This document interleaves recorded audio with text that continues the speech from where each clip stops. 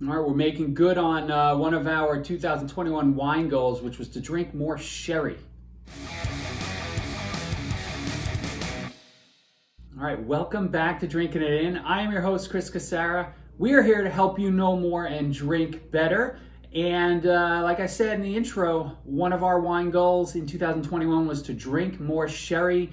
And they were basically giving these away at the fine wine store down here in Port Orange. So I took advantage of the sale, even though it's pretty much the same exact thing, right? They're both Manzanilla Fino or Fino sherries. I don't really have a perfect sherry glass. Like I feel like they're usually in a drink from a smaller glass. This sort of champagne flute is going to have to do, and let's go. So sherry is a fortified wine that is made in Spain, and in order to be called sherry, you have to be made in one of three places. And it's often called the Sherry Triangle, and Sanlucar, which is where both of these are from, are one of the three. I'll put the other two in the show notes because they're totally escaping my oatmeal-like brain right now. It's like the one fact that I should have remembered. The triangle, the Sherry Triangle, Sanlucar is one of them.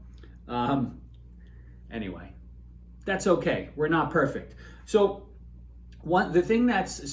sherry is a bit of an acquired taste, right? Because what happens is the wine is aged under a yeast that develops on top of the wine called a flor, and as a result of this flor, F-L-O-R, right, it develops these sort of oxidized type of flavors, which they're really unique, and they're really great for pairing with food, with lots of appetizers and charcuterie and stuff like that. But it can turn some people off, right? Because it's not, you're gonna pour this wine, I thought I opened this. I hadn't opened it. You're gonna pour this wine, you're gonna look at it like, okay, looks relatively normal, but then you're gonna taste it, and it's gonna be something completely different. But at any rate, that's what makes sherry kind of unique, and that's what I think, if you were to put together like a nice charcuterie plate with some ham, prosciutto, I know that's not Spanish, but the jamon, the great ham from Spain, some manchego cheese, some tinned shellfish, right? Like some of the mussels or razor clams or stuff you get from that area. It's dynamite. So, but it has that oxidized type of a flavor. So there are a few classifications of sherry. In this one, we're gonna just talk about the Fino, the Manzanilla versions, right? There are others that, as you go from the dry up to the really sweet wines that we will get into, like Pedro Jimenez, I think, is the absolute end of that sweet scale. But you're gonna hear Oloroso sherries. You're gonna hear, God, I'm forgetting everything today. Jeez. So Oloroso you'll hear, Pedro Jimenez you'll hear, and there's again one other that is escaping me. But again, I'll put some stuff I'll put some graphics up, maybe like right here. That'll give you the 5 styles. But Fino, right, and Manzanilla being a type of Fino, or being close to Fino at the low end of the scale, will at least give you the lightest type of wine, and the one that's more, I would say, that's just the easiest to pair with a lot of foods. So we're going to try the Orleans Borbon Manzanilla sherry first. Let's see what we get. So right off the bat, you get that sort of that oxidized, I'm going to call it almost mildewy, right? Because it comes across as that. But there's a saline. You can smell almost the sea air in this, and that's the other thing that's really beautiful about sherries, is a lot of them have this saline element that you don't typically get in other wines, and again, it just makes for a perfect match with some food.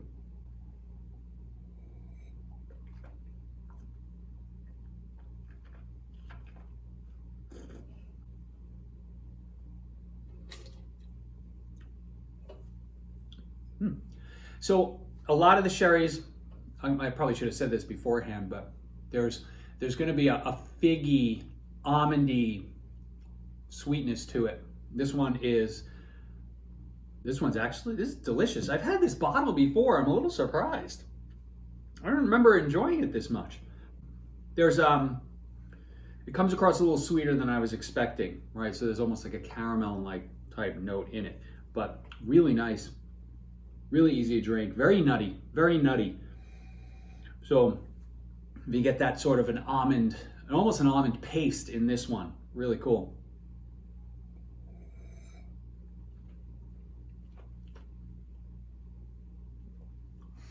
Yeah, it's almost like you opened up a fresh can of paint, you put some amaretto in the glass, rinsed it out, dumped it out, and then poured some wine in it.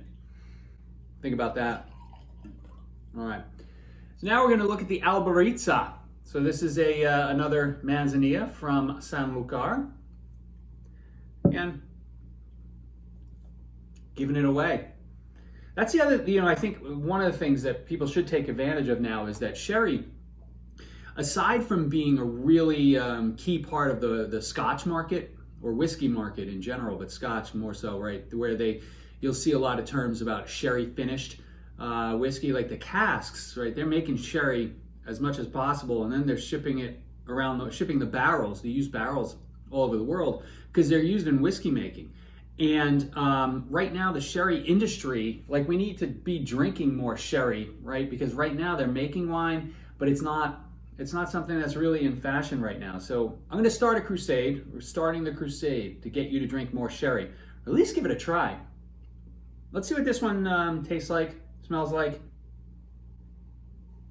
Okay, so this is much less pronounced than the Borbon in terms of that oxidized type quality. I get a little bit of a metallic. It almost smells a little like rust, which is neat. Trust me on that. This looks like it's going to be a bit lighter. Maybe I should have reversed the order in which I was tasting these, because where I get that there was a sweetness kind of coming off of the nose on the Orleans, this guy is coming off as very clean. There's almost, it's like rusty apples is that's where my head's at.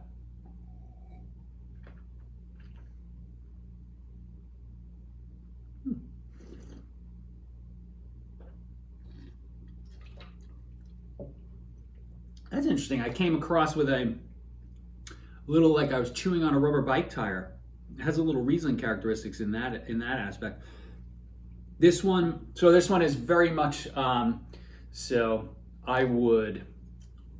if we're going sort of a sweet scale, dry to sweet, this one is dry. This guy has much more nutty aspects to it. This is more of a clean ocean breeze, as opposed to having any sort of, almondy, sweet caramel notes in there.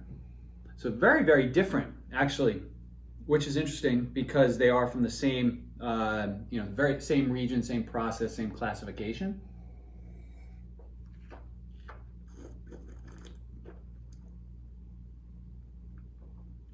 This just drinks like a nice little light white wine. That oxidative note that's really distinct in sherry is much more muted over here. So if you happen to see either of these bottles in the store, this one will be much more of I'll say a better entry point for somebody who's just starting off with sherry, because it's a little more similar to a white wine as opposed to this one, which has more of that sherry characteristics. As this one sits in my mouth, I'm getting the salty notes that I was kind of describing that you could get in sherry. So pretty interesting experience overall. One last thing to mention, I don't know if I mentioned it earlier, is that in this case, both of these wines are made from 100% Palomino Fino grapes. So you got to get out there and explore some sherry. I think it's totally underserved. There are bargains to be had. My next quest is to get some sweeter sherries on the show.